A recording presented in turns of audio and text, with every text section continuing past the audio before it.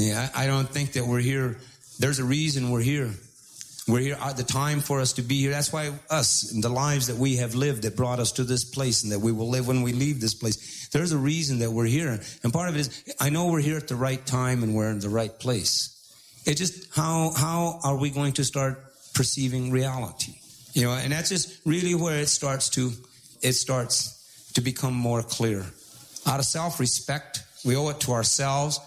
Out of respect of self, we owe it to the selves of others. You know, let's use our intelligence as intelligently as we can, as often as we can, right? It's not even saying all the time, but maybe we get there someday. To understand, you know, there are moments in our lives, there are times in our lives when coherency would probably be the best thing to do, you know, before one deals with what's there in front of them. Because a part of what this confusion that I call this pollution that's left over in our perceptual reality, has got to do is they don't want us to think. Okay, this is the deal. Whoever this miner is, the way this thing works, they don't want us to think. I mean, I didn't really understand it. I knew this, but I didn't understand it. I knew this a long time ago because at one point when I realized somewhere along the way that there was like these 17,000 pages of stuff on me, right? And I thought, hold it here, what did I do? You know, because I know what I did, you know. So I know I know how I participated. And just once it sunk into me about all of this had been done around someone like me, right? And it made me think, well, I understand what they fear now. I mean, I know what they fear. I know their paranoia because sometimes I can be coherent. See, and they don't like that, right? They don't like it when I'm coherent in front of people because then we're coherent together. See, whether we agree with one another or not isn't the point. They just don't want us to be coherent individually or together. Right? And so that's really what I figured out. This is why they have to have people spying on people and they got to do all this because they don't want us thinking. They don't want us thinking. I mean, in the hypothetical, some kind of dream. Well, I don't even know if this is a dream.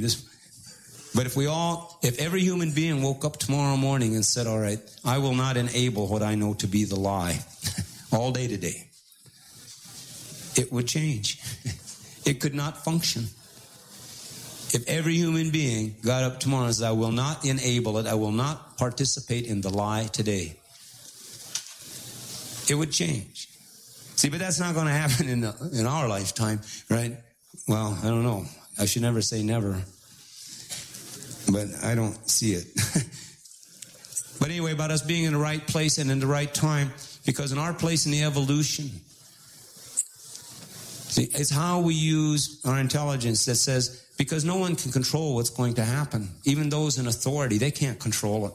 They've got us intimidated and they've distorted our perceptual realities, all right, so that we don't see as clearly as we should. But no one can really control it. But what we can do and what we will do, all right, is we will influence the evolution. We will influence, if we use our intelligence as clearly and coherently as we can, as often as we can, then the evolutionary future will be more clear and coherent for us. If we use it pretending to think, but we're not really thinking because, you know, then that means the evolutionary future will be unclear and unthinking. See, this is the participation. Because this is the power relationship we have to reality. Just like an earthquake has, you know, an earthquake or a tornado. Remember now, we are shapes of the earth. And we have consciousness and we have being, we have essence.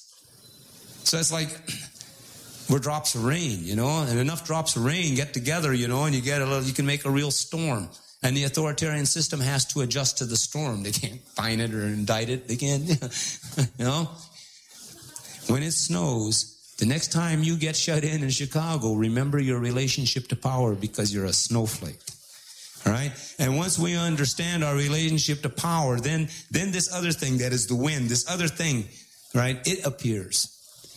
It works individually or collectively. But we have to understand to use our intelligence because this is our Then how good are we at creating with our intelligence? Then let's look at our own personal dark sides and the things that give us our fears and our doubts. This is how good we can use our creative ability. This is how effectively we could use it.